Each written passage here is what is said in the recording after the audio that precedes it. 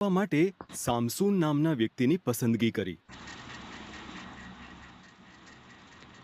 એક દૂતે સામસૂનની માતાને વચન આપ્યું હતું કે તેને એક પુત્ર થશે. સામસૂને ઈશ્વરને 3 વચનો આપવાના હતા. ક્યારે દ્રાક્ષા ફરીથી ઈશ્વરના લોકોએ તેમનો અનાદર. એક દૂતે સામસૂનની માતાને વચન આપ્યું હતું કે તેને એક પુત્ર થશે. સામસૂને ઈશ્વરને 3 વચનો આપવાના હતા.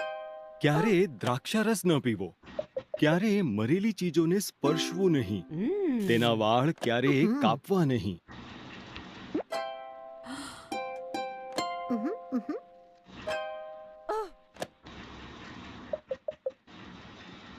ઈશ્વરે સામસૂનને ખૂબ જ મજબૂત બનાવ્યો.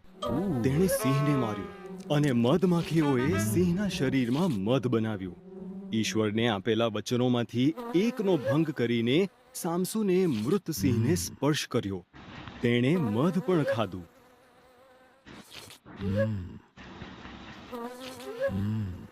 સામસૂનને દલીલાહ નામની સ્ત્રી સાથે પ્રેમ થઈ ગયો.